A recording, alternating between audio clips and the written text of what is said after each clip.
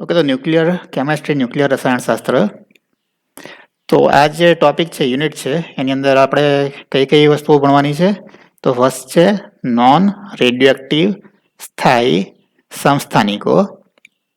તો non radioactive એટલે કે જે આલ્ફા બીટા ગેમા કિરણોનું ઉત્સર્જન ના કરતા હોય એવા સ્થાયી એટલે કે સ્ટેબલ સમસ્થાનિકો એટલે કે આઇસોટોપ્સ એના વિશે જોવાનું છે। સેકન્ડ આપણે જોવાનું છે દળ સ્પેક્ટ્રોગ્રાફ અને દળ સ્પેક્ટ્રોમીટર। तो दड़ स्पेक्ट्रोग्राफ એટલે કે માસ સ્પેક્ટ્રોગ્રાફ। તો આ રીતનો જે નીચે અત્યારે અહીંયા દેખાય છે ફિગરમાં એ માસ સ્પેક્ટ્રોગ્રાફ છે। તો જુદા જુદા દળના આધારે જે ગ્રાફ બને છે એને કહેવાય છે માસ સ્પેક્ટ્રોગ્રાફ અથવા તો દળ સ્પેક્ટ્રોગ્રાફ। અને દળ સ્પેક્ટ્રોમીટર એ ઇન્સ્ટ્રુમેન્ટ છે જેના મદદથી આપણે જુદા જુદા તત્વોના પરમાણુ ભાર નક્કી કરી શકીએ છીએ, मास नक्की करी सके छे। तो एने कहेवाय दळ स्पेक्ट्रोमीटर। तो एमना विषे भणवानुं छे। बे दळ स्पेक्ट्रोमीटर आपणे भणवाना छे। थर्ड छे समस्थानिकोनुं अलगीकरण એટલે કે આઇસોટોપ્સનું અલગીકરણ આપણે કઈ કઈ પદ્ધતિથી કરી શકીએ એ ભણવાનું રહેશે। અલગ અલગ રીતો તમને આપેલી છે કે બે આઇસોટોપ્સ હોય તો બે આઇસોટોપ્સ એટલે કે બે સમસ્થાનિકો હોય तो एमનું મિક્સચર હોય તો એમાંથી એમને કઈ રીતે આપણે અલગ કરી શકીએ। જે રીતે યુરેનિયમની વાત કરીએ તો યુરેનિયમ 238 અને યુરેનિયમ 235 એ બેનું મિક્સચર હોય છે। તો એમાંથી એક જ યુરેનિયમ જે આઇસોટોપ હોય છે એ પરમાણુના વિભાજન માટે કામનો હોય છે, બીજો કામનો નથી હોતો। તો આપણે એને પ્યોરિફાય કરવું પડે, એ આઇસોટોપને અલગ કરવો પડે। તો એ કઈ અલગ અલગ પદ્ધતિથી આપણે એમને અલગ કરી શકીએ आइसोटॉप्स ने ए विषय भणवानुं छे। फोर्थ छे कण प्रवेगको। એટલે તમારે જો કૃત્રિમ પરમાણુ બનાવવા હોય, આઇસોટોપ્સ બનાવવા હોય તો શું કરવું પડે કે પરમાણુ લઈ એના કેન્દ્ર સાથે બીજો એક કણ એને અથડાવવો પડે। પરંતુ આ ન્યુક્લિયર રિએક્શન કહેવાય છે। ન્યુક્લિયર રિએક્શન કેમિકલ રિએક્શન જેવું નથી હોતું। न्यूक्लियस में આપણે रिएक्शन करवानुं होय छे। હવે ન્યુક્લિયસનો ચાર્જ કેવો હોય છે? પોઝિટિવ હોય છે, કારણ કે એની અંદર પ્રોટોન રહેલા હોય છે। એટલે જો આપણે કણ તરીકે પ્રોટોનને અથડાવીએ તો પ્રોટોનનો વીજભાર પણ પોઝિટિવ હોય છે અને જે કેન્દ્ર સાથે અથડાવવાનો છે એનો વીજભાર પણ કેવો હોય છે? પોઝિટિવ હોય છે। તો સેમ વીજભારને કારણે શું થાય છે? અપાકર્ષણ થાય છે। તો એ અપાકર્ષણ કરતા વધારે એનર્જી વાળો આપણે कण लेवो पड़शे। मतलब के ए जे कण छे एनी वेलोसिटी वेग घणो बधो वधारे होवो जोईए, जेथी करीने रिपल्जन थया बाद पण ए केंद्र साथे અથડાઈ શકે, एनी साथे प्रक्रिया करी सके। तो एना माटे प्रवेगको जोईशे, कण प्रवेगक। तो ए कया सिद्धांत उपर काम करशे? बे कण प्रवेगको आपणे भणवाना छे અને બંને કણ પ્રયોગકો ઇમ્પોર્ટન્ટ છે। બંને અલગ અલગ સિદ્ધાંત ઉપર કામ કરશે। ત્યારબાદ છે કૃત્રિમ રેડિયોએક્ટિવિટી એટલે કે આર્ટિફિશિયલ રેડિયોએક્ટિવ આપણે પરમાણુ કેવી રીતે બનાવી શકીએ કણ પ્રયોગકનો ઉપયોગ કરીને એ વિશે આપણે ભણીશું। ત્યાર પછી પ્રક્ષેપીઓના લાભાલાભ। પ્રક્ષેપી એટલે કે અહીં આપણે જે કણ લઈએ છીએ જેને આપણે જેની ગતિ આપણે વધારીએ છીએ તો એ જે બધા કણો હોય છે જેવા કે પ્રોટોન, બીજો કણ લઈએ તો ન્યુટ્રોન, ત્યાર પછી આલ્ફા, तो आल्फा कण ए पण यूज थाय छे। तो ए जे बधा छे एने शुं कहे छे? प्रक्षेपी। तो ए जे प्रक्षेपीओ छे प्रोटोन छे, न्यूट्रॉन छे, त्यार पछी गामा रेस पण एनी अंदर आवशे, बीटा पार्टिकल पण आवशे अने आल्फा पार्टिकल पण आवशे। आ बधा जे छे प्रक्षेपीओ एनो शुं लाभ छे एमना विશે આપણે લાસ્ટ થિયરીની અંદર જોઈશું। તો પહેલી થિયરી લઈએ નોન રેડિયોએક્ટિવ સ્થાયી સમસ્થાનિકો।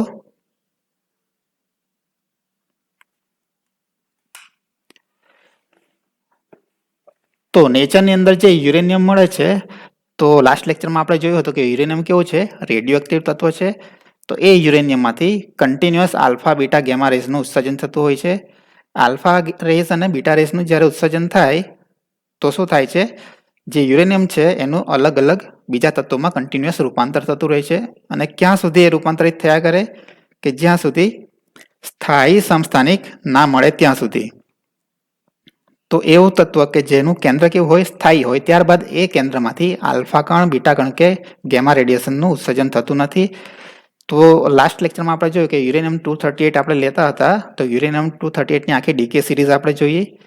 તો ડીકે સિરીઝમાં અંતમાં જે સ્ટેબલ ન્યુક્લિયસ આપણને મળતું હતું, સ્ટેબલ જે પરમાણુ મળતો હતો એ કયો હતો? લેડ. એટલે એનો સિમ્બોલ થશે પીબી. તો લેડ કેવો છે? સ્થાયી છે. તો ત્યાર પછી સ્થાયી લેડ પણ કેવો છે? 206. લેડ 214 પણ આપણે જોયું હતું, પણ કેવો હોય છે? અસ્થાયી હોય છે. તો આપણે યુરેનિયમની વાત કરીએ તો યુરેનિયમ જે નેચરમાંથી મળી આવે છે, તો એમાં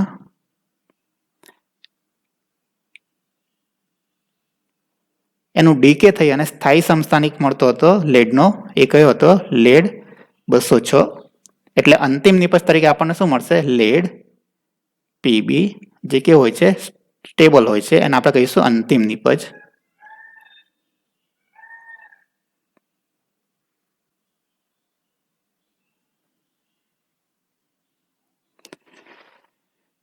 તો અંતિમ નિપજ તરીકે આપણને લેડ મળે છે.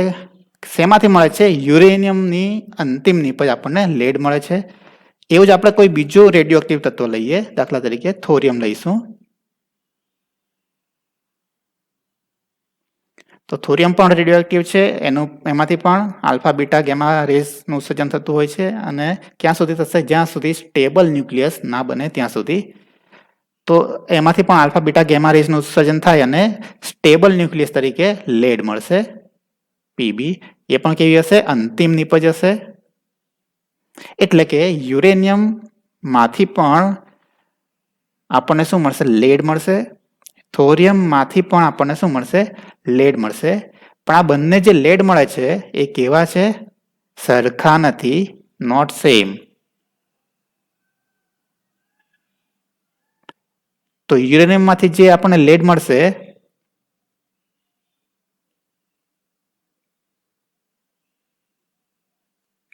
તો એનો પરમાણુ ભાર હોય છે 206. જ્યારે થોરિયમ માંથી જે લેડ મળશે એનો પરમાણુ ભાર હોય છે 208.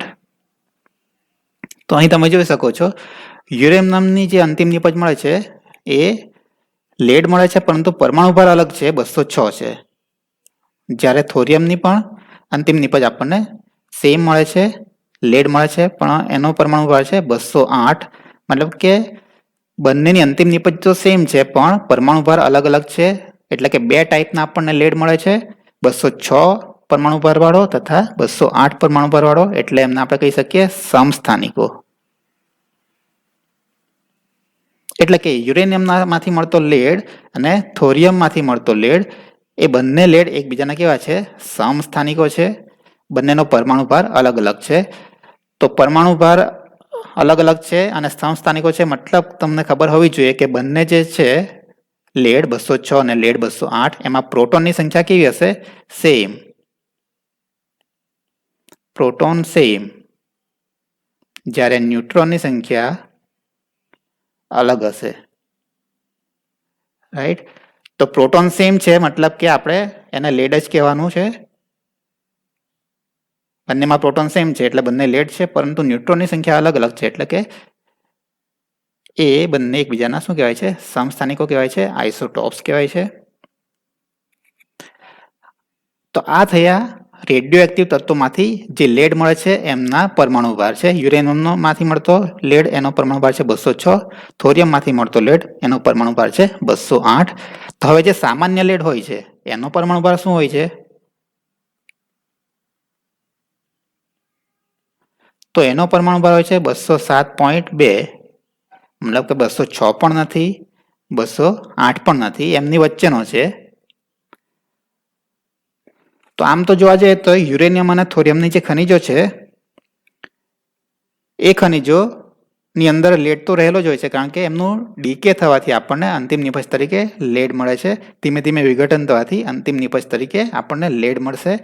એટલે મોટા ભાગે લેડ યુરેનિયમ અને થોરિયમની ખનિજમાં તો જોવા જ મળે છે. પણ જ્યારે સામાન્ય આપણે લેડ લઈએ તો એ સામાન્ય લેડ એનો પરમાણુ ભાર કેટલો હોય છે? 207.2 હોય છે. હવે થોડો એક્યુરેટ પરમાણુ ભાર એમનો માપવામાં આવ્યો. તો યુરેનિયમમાંથી મળતો જે લેડ છે એનો પરમાણુ ભાર 206.1 થી 206.8 ની વચ્ચે હતો, જ્યારે થોરિયમમાંથી જે લેડ મળ્યો એનો પરમાણુ ભાર હતો 207.8 થી 207.9. અને સામાન્ય લેડની વાત કરીએ તો એનો પરમાણુ ભાર હતો 207.2. મતલબ કે હજુ પણ તમે જોઈ શકો છો આ 206 ની રેન્જમાં આવે છે યુરેનિયમનો લેડ. થોરિયમમાંથી મળતો લેડ 208 ની નજીક આવે છે, જ્યારે સામાન્ય લેડ હોય છે એનો પરમાણુ ભાર હોય છે 207.2. તો સામાન્ય લેડ કેવો હશે? આ બંને કરતા અલગ હશે કે આ બંનેનું મિશ્રણ હશે? જો મિક્સચર હોય તો 206 વત્તા 208 એનું એવરેજ કરીએ તો 207 ની આસપાસ આવે છે. તો ક્યાં તો સામાન્ય લેડ, યુરેનિયમમાંથી જે લેડ મળે છે એ અને થોરિયમમાંથી લેડ મળે છે એ બંને લેડનું મિક્સચર હોવું જોઈએ, ક્યાં તો એ પણ કેવું હોવું જોઈએ? અલગ સમસ્થાનિક હોવું જોઈએ. એટલે કે આ ત્રીજો સમસ્થાનિક હોવો જોઈએ. તો ખરેખર સામાન્ય લેડ એ પણ કેવું છે? અલગ સમસ્થાનિક છે. યુરેનિયમ અને થોરિયમના લેડનું મિશ્રણ નથી, પરંતુ એ અલગ જ સમસ્થાનિક છે. અને ખરી રીતે જોવા જોઈએ તો લેડના એટલે કે પીબીના ટોટલ કેટલા સમસ્થાનિકો અત્યાર સુધી શોધાયા છે? 4 સમસ્થાનિકો હોય છે. એટલે કે 4 આઇસોટોપ લેડના ટોટલ મળ્યા છે આપણને. તો સ્ટાર્ટિંગમાં લેડના આઇસોટોપ શોધાયા ફર્સ્ટ આ રીતે. તો જ્યારે લેડના આઇસોટોપ આપણને મળ્યા આટલા બધા 4 બધા, તો એના પરથી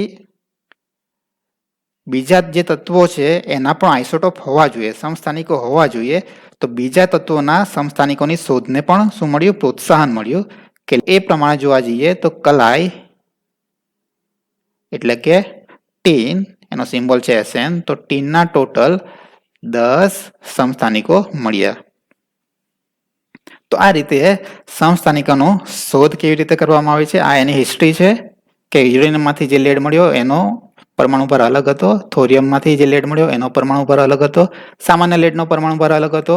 એટલે ત્યાર પછી બરાબર એનું વિશ્લેષણ કર્યું, ત્યારબાદ જાણવા મળ્યું કે જે લેડ છે એ 3 પ્રકારના લેડ અલગ અલગ છે, મતલબ કે એકબીજાના આઇસોટોપ્સ છે.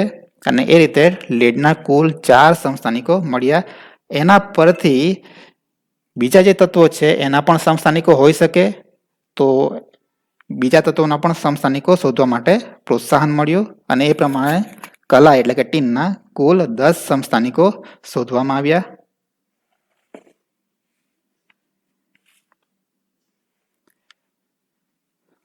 તો આ જે સમસ્થાનિકો છે કેવી રીતે આપણે શોધી શકીએ? તો એના માટે ઇન્સ્ટ્રુમેન્ટની જરૂર પડે.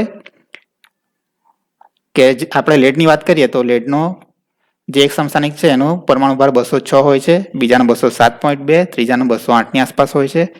તો એ કેવી રીતે ખબર પડે કે આ જે છે એનો પરમાણુ ભાર આટલો છે, બીજાનો આટલો છે, ત્રીજાનો આટલો છે? તો એના માટે એક ઇન્સ્ટ્રુમેન્ટની જરૂર પડે જેને કહેવાય છે દળ સ્પેક્ટ્રોમીટર. તો જેનું નામ છે દળ સ્પેક્ટ્રોમીટર. અને એના પરથી જે એ ઇન્સ્ટ્રુમેન્ટ પરથી જે ગ્રાફ મળે એને કહેવાય છે દળ સ્પેક્ટ્રોગ્રાફ. તો એની હિસ્ટ્રીની વાત કરીએ તો જે થોમ્સન અને એસ્ટન એ 2 વૈજ્ઞાનિક હતા.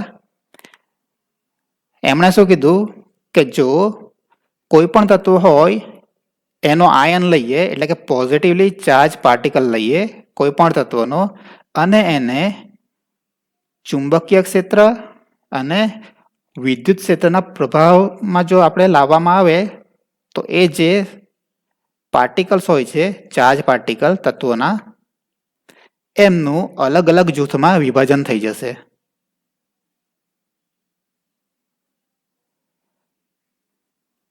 તો આ બધા જે જૂથ છે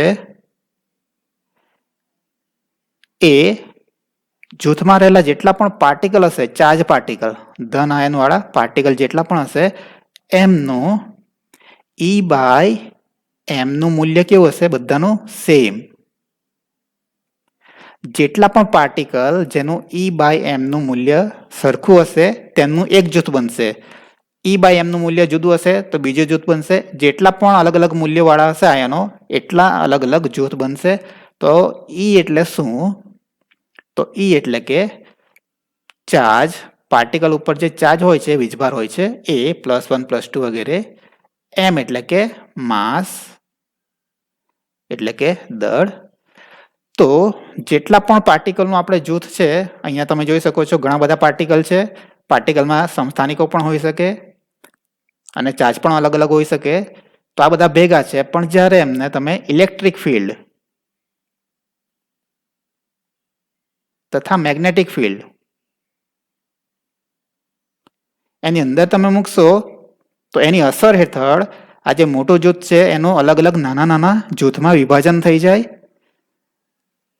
તો દરેક જૂથમાં જેટલા પણ પાર્ટિકલ હશે એ દરેક પાર્ટિકલનું E બાય એમનું મૂલ્ય કેવું હશે? સેમ હશે. તો જ એનું એક જૂથ બનશે. જો એ અલગ હોય તો એમનું અલગ અલગ જૂથ બનશે. તો E મતલબ કે પાર્ટિકલ ઉપરનો ચાર્જ અને M એટલે કે એમનું દળ. તો E બાય એમ પણ તમે લઈ શકો અથવા M બાય E પણ લઈ શકો, એટલે કે માસ ડિવાઈડ બાય ચાર્જ. અથવા અત્યારે કરન્ટલી જે યુઝ થાય છે સિમ્બોલ એ આ છે, M બાય Z. M એટલે કે માસ અને Z એટલે કે ચાર્જ. તો કોઈ પણ સંજ્ઞા તમે લખી શકો, પણ બુકની અંદર તમને E બાય M આપ્યું છે તો M બાય E પણ તમે લખી શકો. એ પણ સરખું જ છે કે M બાય E પ્રમાણે અલગ અલગ જૂથમાં વિભાજિત થાય બધા કણો. અથવા તો M બાય Z પણ તમે લખી શકો. અને આ બધા જે જૂથ છે એના ફોટોગ્રાફિક પ્લેટ ઉપર આપાત કરવામાં આવે છે, જેથી એમની અલગ અલગ રેખાઓ મળે છે, વર્ણપટ મળે છે. તો એને કહેવાય છે દળ, સ્પેક્ટ્રોગ્રાફ. અને જે રેખાઓ છે એના ઉપરથી નક્કી કરાય છે કે આ જે જૂથ હશે એનું M બાય નું મૂલ્ય કેટલું હશે. એના ઉપરથી આપણને માસ મળી જશે.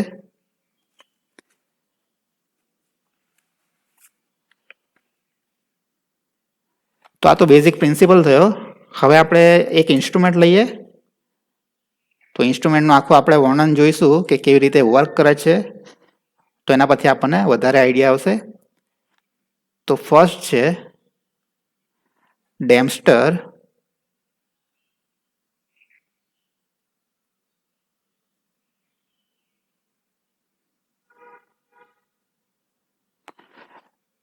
ડેમ્સ્ટરનો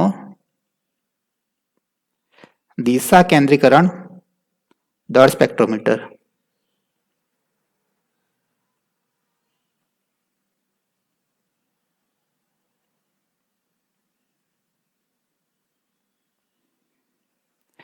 તો ફર્સ્ટ થિયરી આપણે જોઈશું કે ડેમ્સ્ટર નામના વૈજ્ઞાનિકે જે માસ સ્પેક્ટ્રોમીટર એટલે કે દળ સ્પેક્ટ્રોમીટર જે બનાવ્યું હતું એ કેવા સિદ્ધાંત ઉપર કામ કરતું હતું અને કેવી રીતે કામ કરતું હતું, જેની મદદથી આપણે અલગ અલગ જે પાર્ટિકલ્સ છે, અલગ અલગ તત્વો છે, એમના સમસ્થાનિકોનું માસ આપણે ડિટરમાઇન કરી શકતા હતા.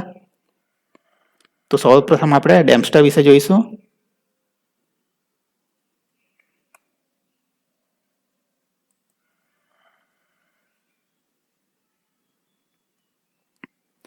તો ડેમ્સ્ટરનું આખું નામ છે આર્થર જેફરી ડેમ્સ્ટર. એમનો જન્મ ઓગસ્ટ 14મી ઓગસ્ટે 1886માં થયો હતો. એટલે આવતા મંથમાં બર્થ ડેટ આવશે એમની 14 ઓગસ્ટે. એમનું ડેથ થયું હતું 11 માર્ચ 1950ના રોજ. એ પોતે કેનેડિયન અમેરિકન ફિઝિસિસ્ટ હતા અને એમનું જે કામ હતું એ માસ સ્પેક્ટ્રોમેટ્રી ઉપર આધારિત હતું. એમણે માસ સ્પેક્ટ્રોફોટોમીટર બનાવ્યું હતું જેને કહેવાય છે ડેમ્સ્ટર માસ સ્પેક્ટ્રોમીટર. અને એમની ડિસ્કવરી કઈ હતી? એનો ઉપયોગ કરીને એમણે યુરેનિયમનો આઇસોટોપ યુરેનિયમ 235 એ એમણે 1935માં શોધ્યો હતો.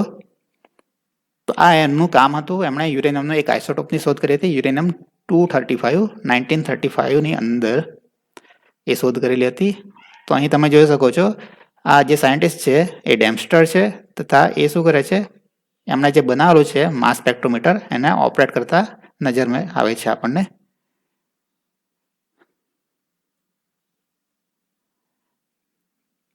રાઈટ. તો હવે આપણે એનો જે ડાયાગ્રામ છે, એમના જે સ્પેક્ટ્રોમીટર એમણે બનાવ્યું હતું એમનો ડાયાગ્રામ જોઈશું.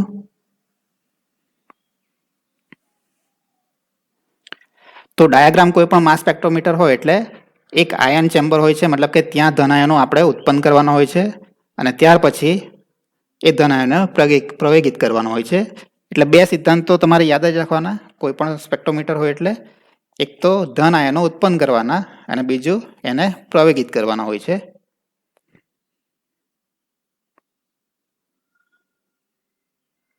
તો એનો જે ડાયાગ્રામ છે ઇન્સ્ટ્રુમેન્ટનો એ આપણે જોઈશું.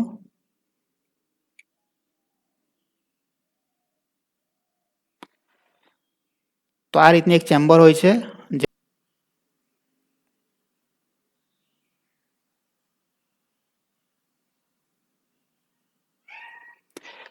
તો ત્યારબાદ આ લાઈન દોરી છે પણ વચ્ચે ગેપ છે, તો એને શું કહેવાય છે? એને કહેવાય છે સ્લિટ. એટલે કોઈ પણ લાઈન હોય અથવા કોઈ પણ પ્લેટ હોય, આ રીતની પ્લેટ હોય, પ્લેટમાં વચ્ચે પાતળી ગેપ હોય તો એને શું કહેવાય છે? સ્લિટ કહેવાય છે.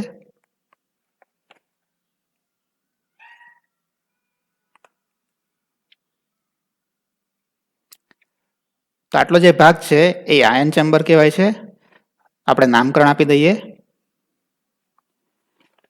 તો આજે આખી પ્લેટ છે, વચ્ચે ગેપ છે. આ જે પહેલી પ્લેટ છે ને આપણે કહીશું પ્લેટ 1 P1. નીચેની જે પ્લેટ છે એને કહીશું આપણે પ્લેટ નંબર 2 P2. ત્યાર પછી પ્લેટની વચ્ચે જે ગેપ છે એને સ્લિટ કહેવાય છે, એટલે એનું પણ નામકરણ આપણે કરી દઈએ. તો આ જે પહેલી સ્લિટ છે એને કહીશું S1 અને જે બીજી સ્લિટ છે એને કહીશું S2. તો હવે આયન ચેમ્બરમાં શું હોય છે?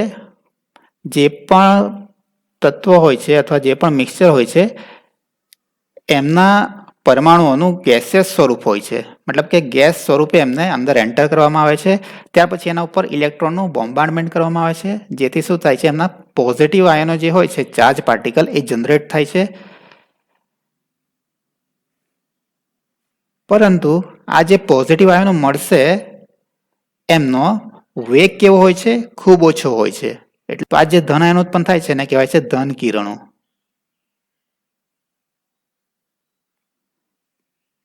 તો ધન કિરણો એટલે તમારે સમજવાનું કે ધન આયનો. તો સૌપ્રથમ આપણે જોઈશું કે ચેમ્બરની અંદર જે પણ તત્વ અથવા તો મિક્સચર હોય છે એનું ગેસિયસ સ્વરૂપ એન્ટર કરવામાં આવે છે, એટલે ગેસ ફોર્મમાં હોય છે. એના ઉપર આ જે કોઇલ છે એમાંથી ઇલેક્ટ્રોનનો બોમ્બાર્ડમેન્ટ કરવામાં આવે છે, જેથી એમનું આયનીકરણ થાય છે, એટલે કે ધન આયન વાળા બધા ચાર્જ પાર્ટિકલ ઉત્પન્ન થશે. પરંતુ એ બધાનો વેગ કેવો હોય છે? ખૂબ જ ઓછો હોય છે. હવે આ જે ધન આયન ઉત્પન્ન થયા છે એ પ્લેટ P1 એમાં રહેલી સ્લિટ S1 એમાંથી અંદર પ્રવેશશે. તો આ જે ધન આયનો છે એ પ્લેટ P1 માં જે સ્લિટ S1 છે, કારણ કે તમે જુઓ છો પ્લેટ આખી આ રીતની હોય, એમાં વચ્ચે પાતળી ગેપ હોય, તો આજુબાજુથી તો ધન આયનો પ્રવેશી શકતા નથી. જે પાતળી ગેપ છે એમાંથી જ ધન આયનો પ્રવેશી શકશે. તો જે ધન આયનો ઉત્પન્ન થયા છે હવે શું કરશે? પ્લેટ P1 માની જે સ્લિટ S1 છે એમાંથી પ્રવેશ કરશે. તો હવે આયનો પ્રવેશ કરશે એટલે એની એક સાઈડે પ્લેટ P1 હશે અને બીજી સાઈડે પ્લેટ P2 હશે. તો આ બંને જે પ્લેટ છે એ બંને પ્લેટ વચ્ચે 1000 વોલ્ટ નો વીજ સ્થિતિમાનનો તફાવત હશે. રાઈટ. તો બંને પ્લેટ વચ્ચે શું હશે? 1000 વોલ્ટનો, 1000 વોલ્ટનો વીજ સ્થિતિમાનનો તફાવત હશે. હવે આ જે પાર્ટિકલ છે એ ચાર્જ પાર્ટિકલ છે, એના કારણે શું થાય કે વીજ સ્થિતિમાનના તફાવતને કારણે એ પ્રવેગિત થશે. એમને આકર્ષણ ઉત્પન્ન થાય એટલે શું થાય? એમનો વેગ વધશે, એ પ્રવેગિત થશે. તો પ્રવેગિત થયા પછી એ જે આખું બીમ છે, આ જે આખું લાઈન છે ચાર્જ પાર્ટિકલની, એ પ્લેટ P2 માંની સ્લિટ S2 માંથી આગળ જશે. રાઈટ. તો આટલો જે સિદ્ધાંત છે બધાને ખ્યાલ આવી જવો જોઈએ કે આ જે ચેમ્બર છે, તો ચેમ્બરમાં શું હોય છે, કોઇલ હોય છે, ઇલેક્ટ્રોન ઉત્પન્ન કરે છે, ઇલેક્ટ્રોનનું બોમ્બાર્ડમેન્ટ કરે છે. ત્યાર પછી પ્લેટ P1 હોય છે, એમાં એક પાતળી ગેપ હોય છે જેને આપણે કહેવાનું છે સ્લિટ S1. એની નીચે પ્લેટ P2 હોય છે, એમાં પાતળી ગેપ હોય છે, એનું નામ આપવાનું છે સ્લિટ S2. હવે આ જે ચેમ્બરમાં આપણે કોઈ પણ પદાર્થ હોય એનું ગેસિયસ સ્વરૂપમાં રૂપાંતર કરી એમાં એન્ટર કરવાનું હોય છે. ત્યાર પછી એના ઉપર ઇલેક્ટ્રોનનું બોમ્બાર્ડમેન્ટ થાય એટલે ચાર્જ પાર્ટિકલ ઉત્પન્ન થાય, ધન આયન ઉત્પન્ન થશે. ધન આયનનો વેગ ઓછો હોય છે એટલે એને પ્રયોગિત કરવા માટે શું કરવાનું છે, આપણે બે પ્લેટ મૂકેલી છે, તો આ જે ધન આયન ઉત્પન્ન થયા એ પ્લેટ P1 ની જે સ્લિટ S1 છે એમાંથી અંદર પ્રવેશશે, પણ ત્યાં એમને 1000 વોલ્ટનો વીજ સ્થિતિમાનનો તફાવત અનુભવાશે, જેના કારણે આ જે ધન આયનો છે આકર્ષણ બળ અનુભવશે એટલે એમનો વેગ વધશે અને ત્યારબાદ એ પ્લેટ P2 માની સ્લિટ S2 માંથી બહાર નીકળશે. તો આ જે માસ સ્પેક્ટ્રોમીટર છે એમનો આગળનો જે ભાગ છે એ આપણે દોરીશું. તો ત્યારબાદ પછી માસ સ્પેક્ટ્રોમીટરનો જે ભાગ હોય છે કેવો હોય છે, અર્ધ ગોળાકાર હોય છે આ રીતનો.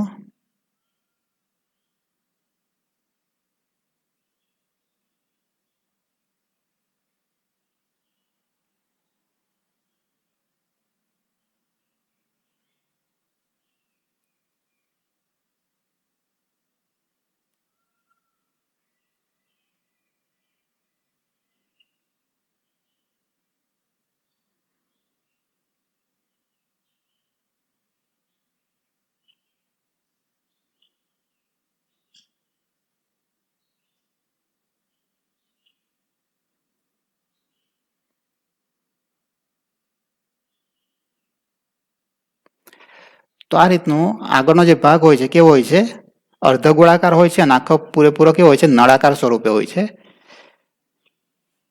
તો ત્યારબાદ આ જે પ્રાયોગિક ધનાયનો છે એ S2 માંથી બહાર નીકળશે અને ત્યાર પછી આ નળાકારમાં પ્રવેશશે. હવે જ્યારે એ બધા સ્લિટ S2 માંથી બહાર નીકળશે ત્યારે તેમનો વેગ કેવો હશે, તો આ બધા જે ધનાયનો છે એમનો વેગ ઓલમોસ્ટ ઇક્વલ એટલે કે લગભગ સરખો હશે. તો બધા ધનાયનો એક સરખી સ્પીડથી ઓલમોસ્ટ ઇક્વલ એટલે કે બધાની એક સરખી સ્પીડ ના હોય પણ તફાવત બહુ ઓછો હશે, જેથી આપણે કીધું છે લગભગ એક સરખો એટલે કે ઓલમોસ્ટ ઇક્વલ હશે. દરેકે દરેક ધનાયનનો વેગ ઓલમોસ્ટ ઇક્વલ હશે, સરખો હશે. અને ત્યાર પછી એ નળાકારમાં આગળ પ્રવેશશે.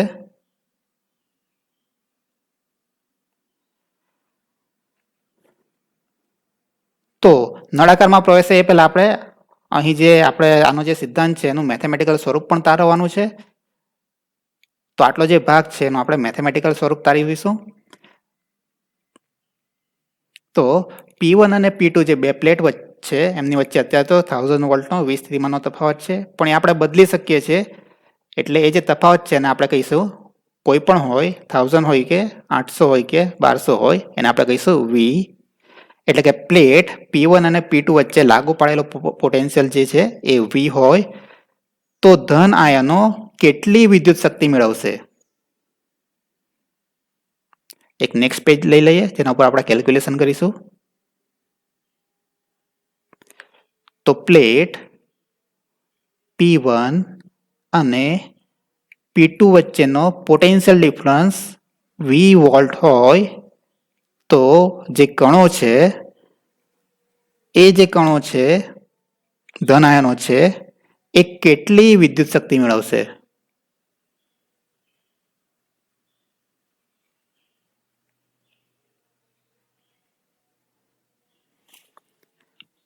તો એ આન્સર છે potential difference V into E એટલે કે ચાર્જ.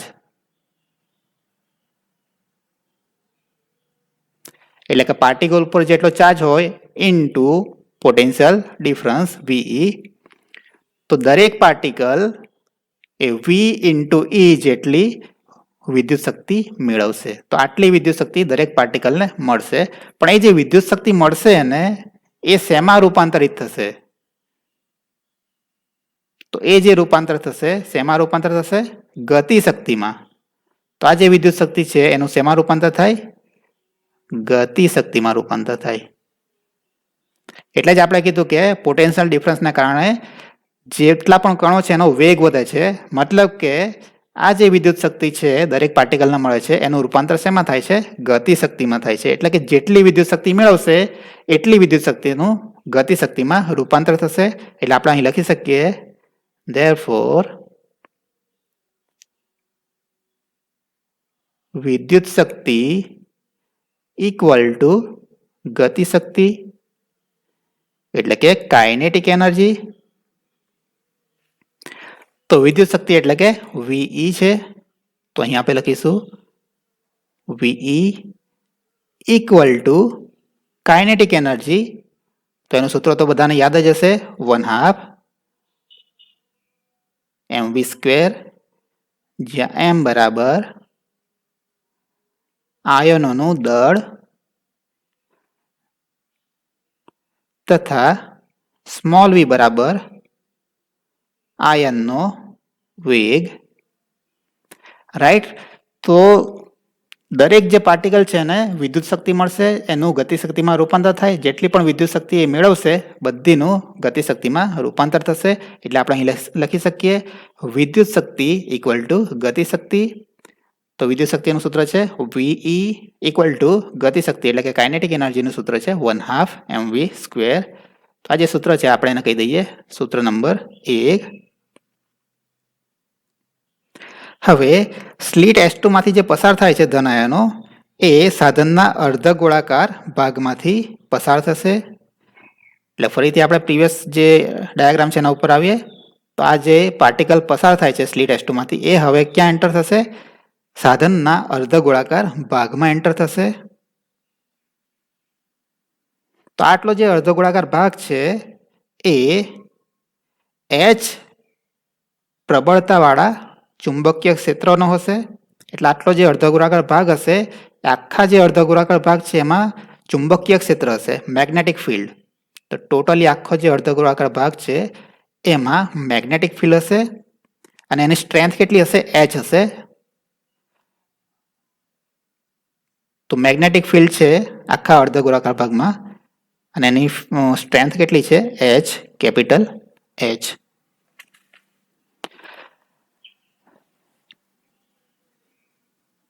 હવે કોઈ પણ ચાર્જ પાર્ટિકલ હોય એ મેગ્નેટિક ફિલ્ડના પ્રભાવથી શું થશે? એનું એ અર્ધગોળાકાર પથમાં આગળ વધશે. ઓકે.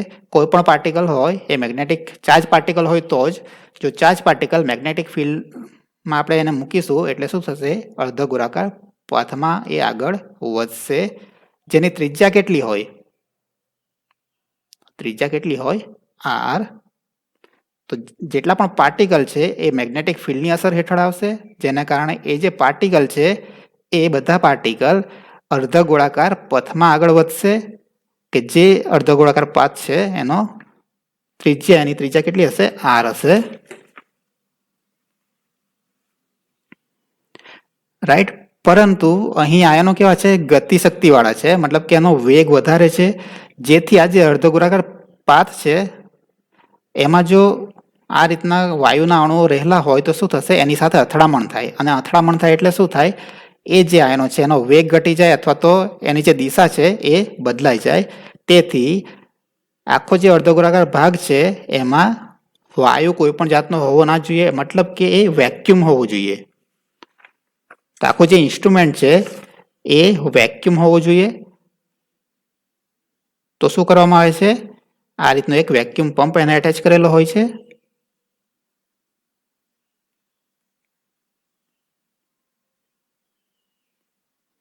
જેની મદદથી આખો જે ભાગ છે એમાંથી હવાના જેટલા પણ અણુ છે એ બધાને રિમૂવ કરવામાં આવશે, દૂર કરવામાં આવે છે. એટલે કે ટોટલી વેક્યુમ હશે આની અંદર.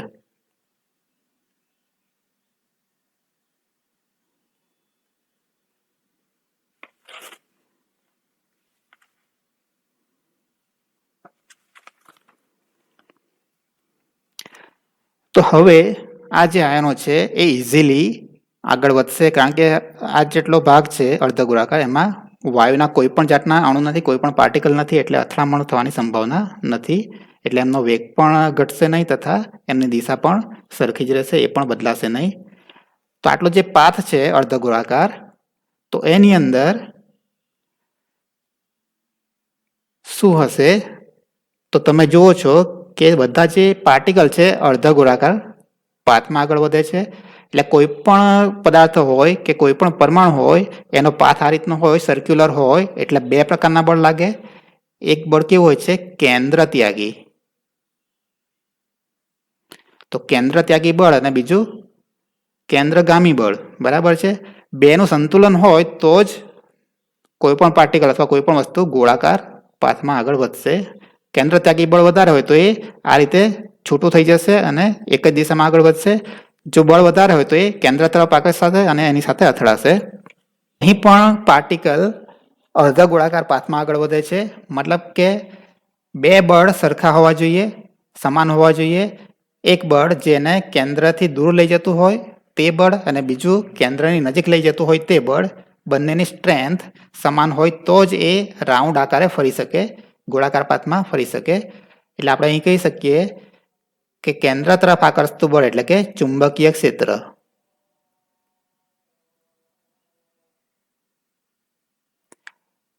તો ચુંબકીય ક્ષેત્ર ઇક્વલ ટુ કેન્દ્ર ત્યાગી બળ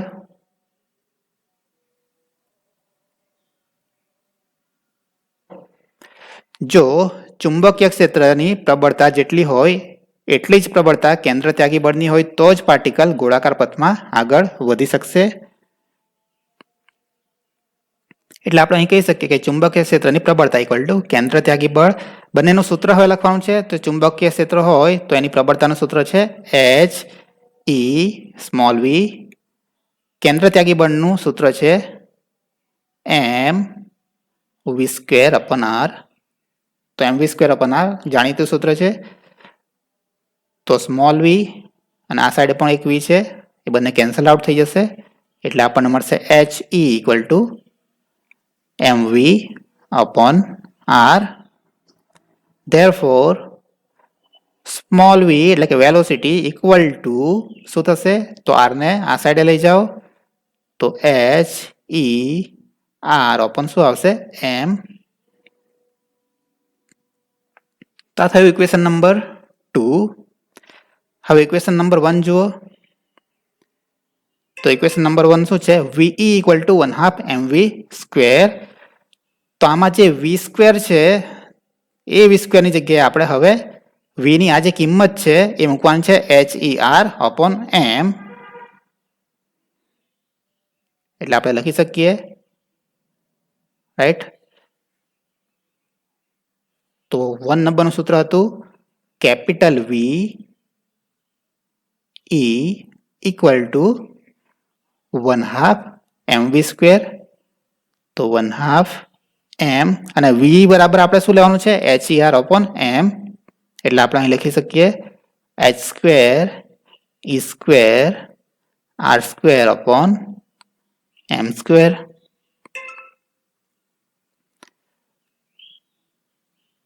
તો આ સાઈડે e છે તથા આ સાઈડે પણ e છે, તો એક e કેન્સલ આઉટ થઈ જશે. m છે અંશમાં, અહીં પણ એક છેદમાં m છે એટલે એક m કેન્સલ આઉટ થઈ જશે. ઇક્વલ ટુ આપણને શું મળશે? ધેરફોર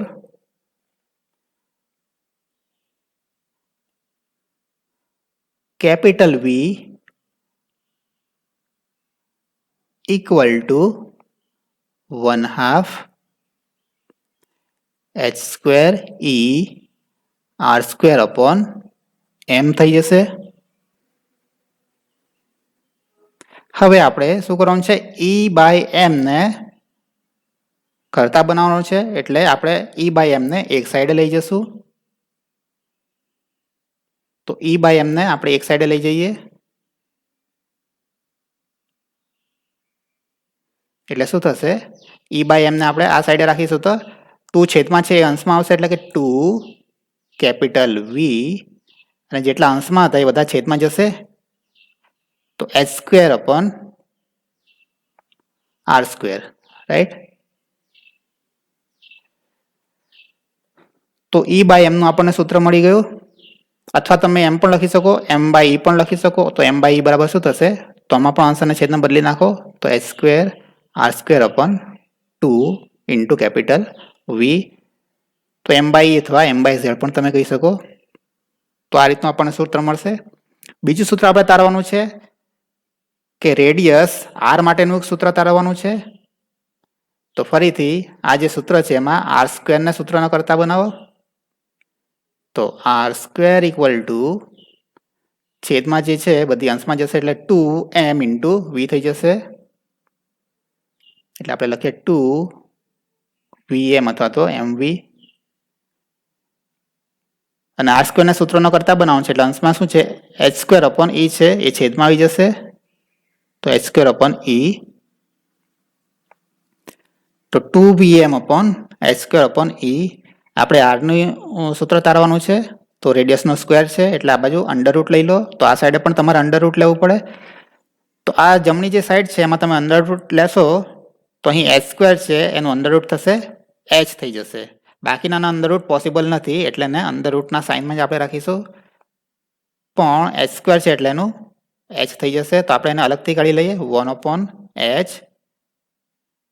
બાકીના જે એટલા પણ છે એ બધાને આપણે અંડર રૂટની અંદર રાખીશું. તો 2vm અપોન ઈ. તો આ જે સૂત્ર છે રેડિયસનું સૂત્ર છે એને કહેવાનું છે સૂત્ર નંબર 3.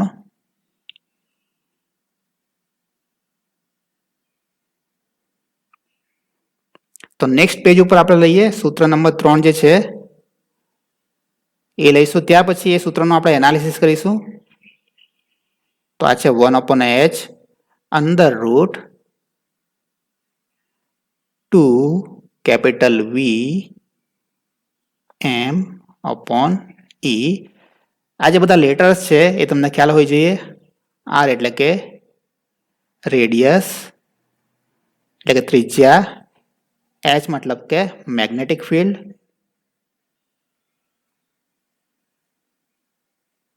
તો મેગ્નેટિક ફિલ્ડની સ્ટ્રેન્થ કેટલું મેગ્નેટિક ફિલ્ડ એપ્લાય કરેલું છે એ. ત્યાર પછી કેપિટલ વી એટલે પોટેન્શિયલ ડિફરન્સ,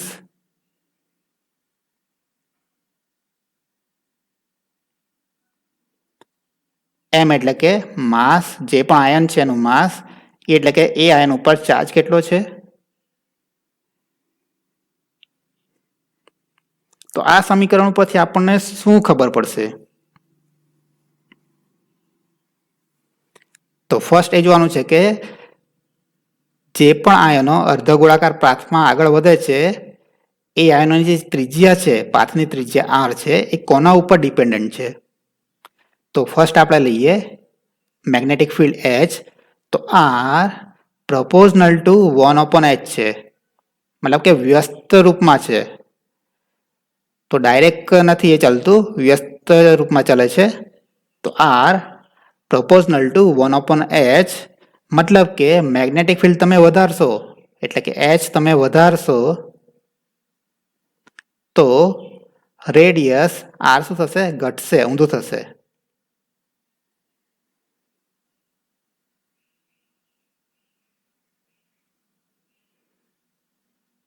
તો ઓરિજિનલ આ રીતનો પાથ હોય, ઓકે, તો આટલી રેડિયસ હોય આયનની, અને જો તમે મેગ્નેટિક ફિલ્ડ વધારો તો ત્રિજ્યા ઘટે એટલે શું થાય? આ જે પાથ છે એ કેવો થાય? થોડો ટૂંકો થાય. આ રીતનો સર્કલ નાનું બને તો જ ત્રિજ્યા ઘટે, રાઈટ. અને જો એચ ઘટાડો તો શું થાય? ત્રિજ્યા વધે. એટલે એચ ઘટાડશો તો આ જે સર્કલ છે કેવું થાય? મોટું થાય, એટલે કે ત્રિજ્યા વધે. તો આ યાદ રાખવાનું છે, R proportional to 1 upon H. તો ઇન્વર્સલી પ્રપોઝનલ છે, મતલબ કે મેગ્નેટિક ફિલ્ડ વધશે તો ત્રિજ્યા ઘટશે, સર્કલ નાનું બને, અને મેગ્નેટિક ફિલ્ડ ઘટે તો ત્રિજ્યા વધશે, સર્કલ મોટું બનશે.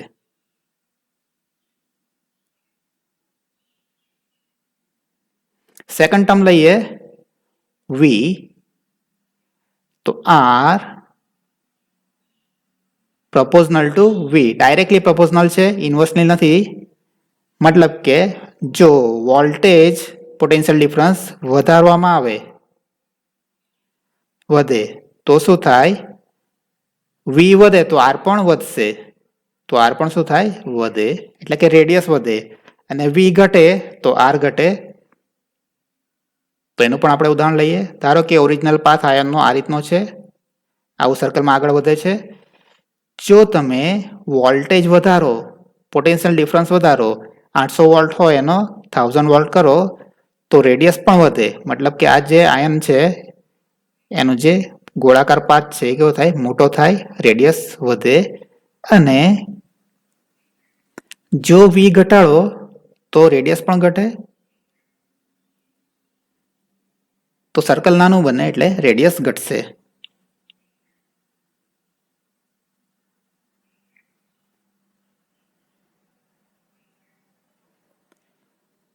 ત્યારબાદ આર પ્રોપોર્શનલ ટુ એમ છે. મતલબ કે જે આયનનું દળ છે એના ડાયરેક્ટલી પ્રોપોર્શનલમાં છે આર. મતલબ કે દળ વધુ હોય, જો આયનનું દળ વધુ હોય તો રેડિયસ પણ કેવી હોય? વધુ હોય. અને દળ ઓછું હોય તો રેડિયસ પણ કેવી હોય? ઓછી હોય. તો આપણે આયનનું જે દળ છે એ તો આપણે બદલી શકવાના નથી. આયનનું જે દળ હશે એ જ રહેશે. જો દળ વધારે હોય આયનનું, એટલે કે હેવી આયન હોય, વધુ દળવાળો હોય, તો એની ત્રિજ્યા વધુ હશે, સર્કલની ત્રિજ્યા વધુ હશે. જો એનું દળ ઓછું હશે તો ત્રિજ્યા ઓછી હશે. તો આ રીતનું આપણે કહી શકીએ. જો આ રીતના બે સર્કલ બનતા હોય, એક ઓછી ત્રિજ્યાવાળું અને એક વધુ ત્રિજ્યાવાળું, તો આ જે સર્કલ છે, આ જે પાથ છે કોનો હશે? ઓછા દળવાળા આયનનો છે.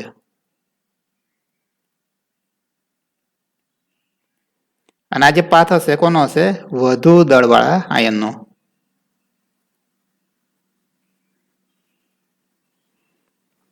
અને છેલ્લી ટર્મ છે ઈ, એટલે કે ચાર્જ, એના ઇન્વર્સલી પ્રોપોર્શનલમાં છે.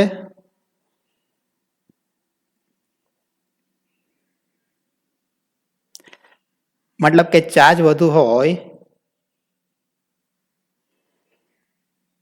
તો આર કેવો હોય? ઓછો હોય, રેડિયસ ઓછી હોય. અને ચાર્જ ઓછો હોય તો રેડિયસ વધુ હોય. તો બે સર્કલ હોય આ રીતના, એટલે કે બે પાથ હોય આયનોના, બે ગ્રુપ હોય, એક નાનું સર્કલ વાળું, બીજું મોટું સર્કલ વાળું. તો આ જે છે એમાં આપણે કહી શકીએ કે આ ઓછો આર છે, રેડિયસ ઓછી છે. મતલબ કે આ જે આયનો છે એનો ચાર્જ કેવો હશે? વધુ હોઈ શકે. અને આ જે પાથ છે એ ઓછા ચાર્જવાળા આયનોનો હોઈ શકે.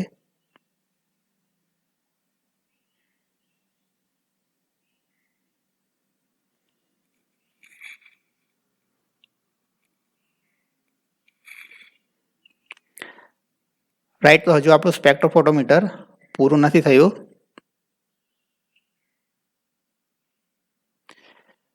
તો ફરીથી મેગ્નેટિક ફિલ્ડની અંદર આવશે. આ જે બધા આયનો છે મેગ્નેટિક ફિલ્ડની અંદર આવશે. તો મેગ્નેટિક ફિલ્ડની અસર હેઠળ એ અલગ અલગ જૂથમાં વહેંચાઈ જશે. તો એમાંનું એક જૂથ એવું હશે કે જે આ રીતે નળાકારની જે ત્રિજ્યા છે એ ત્રિજ્યા મુજબ જ આગળ વધશે. અને જે સામનો છેડો છે ત્યાં બીજી એક સ્લીટ હશે.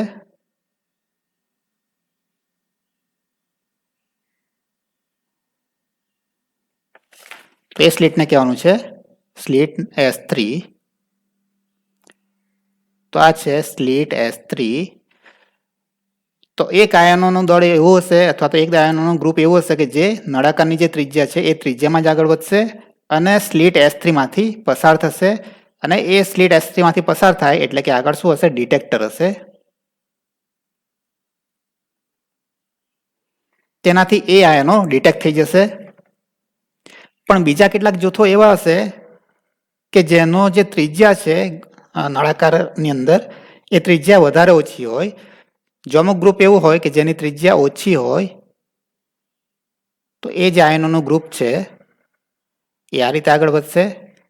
પણ એ સ્લીટ S3 માંથી પસાર નથી થઈ શકતા. રાઈટ. તો એ અહીં ડિટેક્ટ નહીં થાય. અમુક આયનો એવા હોય કે જેનું પાથ એકદમ વધારે ગોળાકાર હોય તો એ પણ ડિટેક્ટ નથી થઈ શકતા અમુક આયનોનો પાથ. ઓછો ગોળાકાર હોય એટલે કે ત્રિજ્યા વધારે હોય તો એ પણ ડિટેક્ટ નથી થઈ શકતા. મતલબ કે એટલા આયનોનું ગ્રુપ કે જેનો પાથની ત્રિજ્યા, ગોળાકાર પાથની ત્રિજ્યા આ જે નળાકાર છે એની ત્રિજ્યા બરાબર હોય તો જ એ પસાર થઈ શકશે. તો એનો મતલબ તો એવો થાય કે આ જે ગ્રુપ છે તો આપણે એક જ ગ્રુપને ડિટેક્ટ કરી શકીએ.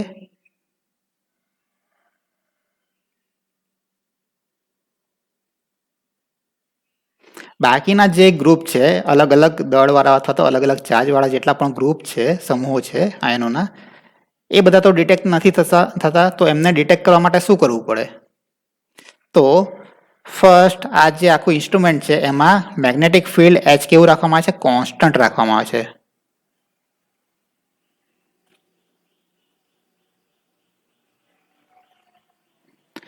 તો મેગ્નેટિક ફિલ્ડ એચ અચળ હશે.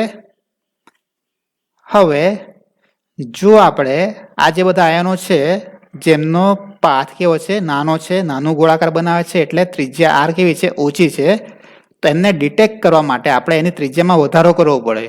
તો ધીમે ધીમે આ જે આયનોનું ગ્રુપ છે આ સાઈડ આવશે અને પછી આ ત્રિજ્યા એની મળી જાય તો એ પછી સ્લિટ S3 માંથી પસાર થઈ જાય અને ડિટેક્ટર એને ડિટેક્ટ કરી શકે.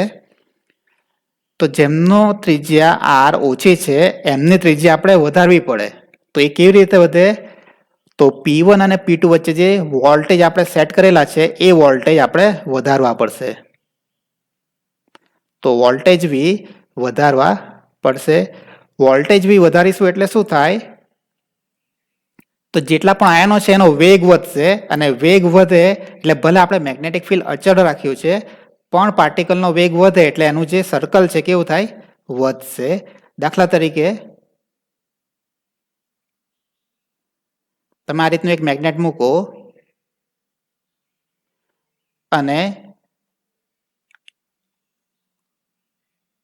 સ્ટીલના એક છરાને તમે અમુક વેગથી પ્રયોગિત કરાવો, એને નજીક જશે તો આ રીતે એના તરફ આકર્ષાશે, રાઈટ? તો આ કેવું બને છે? સર્કલ નાનું બને છે, વેગ ઓછો છે. પણ તમે એ જ છરો લો એટલે કે એનું જે વજન છે તો સેમ રહેવાનું છે, મેગ્નેટિક ફિલ્ડ પણ અચળ છે, પણ તમે એનો વેગ વધારો એટલે શું થશે? આ રીતે જતું રહેશે, રાઈટ? તો આ કેવું થયું? સર્કલ મોટું થયું. શાના કારણે મોટું થયું સર્કલ? ત્રિજ્યા કેમ વધી? તો મેગ્નેટિક ફિલ્ડ પણ અચળ રાખ્યું આપણે, માસ પણ અચળ છે, પણ આપણે વેગ વધાર્યો છે. એટલે આપણે શું કરવાનું છે? જે જૂથનું સર્કલ નાનું હોય, ત્રિજ્યા નાની હોય, એની ત્રિજ્યા આપણે વધારવી પડશે જેથી કરીને સ્લિટ S3 માંથી પસાર થઈ શકે. તો એની ત્રિજ્યા વધારવા માટે શું કરવું પડશે? વોલ્ટેજ આપણે વધારવો પડશે. 20 સ્થિતિમાનનો તફાવત વધારીશું એટલે જેટલા પણ આયનો હશે બધાનો વેગ વધશે, રાઈટ? તો એ રીતે આપણે સેટ કરતા જઈશું, વોલ્ટેજ વધારતા જઈશું. એટલે આ જે આયનો છે જેમની ત્રિજ્યા ઓછી છે એ ત્રિજ્યા ધીમે ધીમે વધતી જશે. જેમ જેમ વેગ વધશે તેમ તેમ ત્રિજ્યા વધશે અને એક વોલ્ટેજ એવું આવે કે જ્યારે એની ત્રિજ્યા આ બરાબર થઈ જાય તો એ સ્લિટ S3 માંથી પસાર થશે અને ત્યાર પછી આપણે એને ડિટેક્ટ કરી શકીશું. જેમની ત્રિજ્યા ખૂબ ઓછી છે તેના માટે હજુ વધારે વોલ્ટેજ વધારવો પડશે.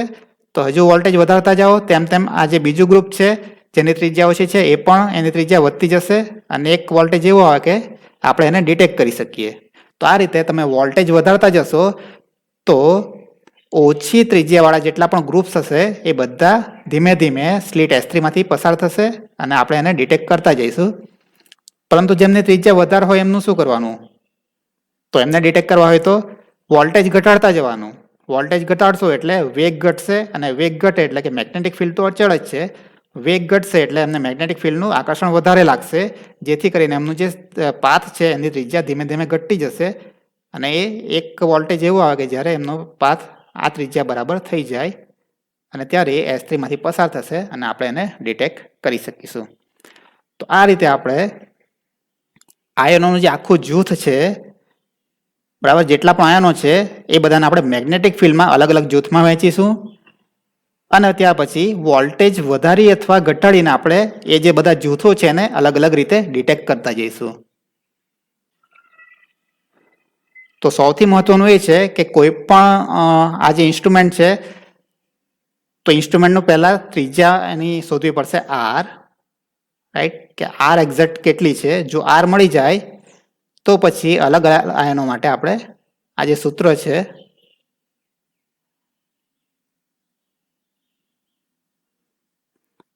આ આર મળી જાય પછી આપણે શું કરીશું? તો આ જે સૂત્ર છે એમ બાય એ અથવા તો ઈ બાય એમ, રાઈટ. તો બીજા જે અનનોન દળવાળા છે પદાર્થો એમનું આપણને સિગ્નલ તો મળશે પણ ત્રિજ્યા ખબર નથી. તો ત્રિજ્યા માટે શું કરવાનું કે પહેલાં એક જાણીતા દળવાળા આયનો આપણે ઉત્પન્ન કરી એને ડિટેક્ટ કરવાના, જેના પરથી આપણે આરનું સૂત્ર છે એ પ્રમાણે આપણે આર શોધી શકીશું. એટલે એવું આપણે આયન લેવાનું કે જેનું એમ બાય ઈ આપણને ખબર હોવી જોઈએ. એટલે આપણે અહીં લખી દઈએ કે કેવું હોવું જોઈએ? નોન હોવું જોઈએ. તો સૌ પ્રથમ ઇન્સ્ટ્રુમેન્ટમાં આપણે ત્રિજ્યા આર શોધવી પડશે. તો ત્રિજ્યા આર શોધવા માટે શું કરવાનું છે? તો જાણીતા દળવાળા એમ બાય ઈ વાળા આયનોને પહેલાં આપણે આપાત કરીશું, જેથી એનું જે એમ બાય ઈ આપણને ખબર જ છે, વોલ્ટેજ કેટલો રાખેલો એ પણ ખબર છે અને મેગ્નેટિક સ્ટ્રેન્થ એ પણ આપણને ખબર છે. એટલે આપણને આર મળી જશે. ત્યાર પછી સેકન્ડ ટાઈમ શું કરવાનું છે? અનનોન એમ બાય ઈ વાળા આયનો આપણે આપાત કરીશું, જેનું આપણે શોધવાનું છે એમ બાય ઈ. પછી શું કરવાનું? એમને આ સૂત્રમાં વેલ્યુ મૂકવાની છે. એમ બાય ઈ આપણે શોધવાનું છે, મેગ્નેટિક ફિલ્ડ આપણને ખબર છે, ત્રિજ્યા આપણે આગળ શોધી છે, વોલ્ટેજ પણ આપણને ખબર છે. એટલે આપણને શું મળી જાય? એ જે આયનોનું જૂથ છે એમનું એમ બાય ઈનું વેલ્યુ મળી જશે. એના ઉપરથી આપણે શોધી શકીશું કે એનું માસ એમ કેટલું છે, રાઈટ.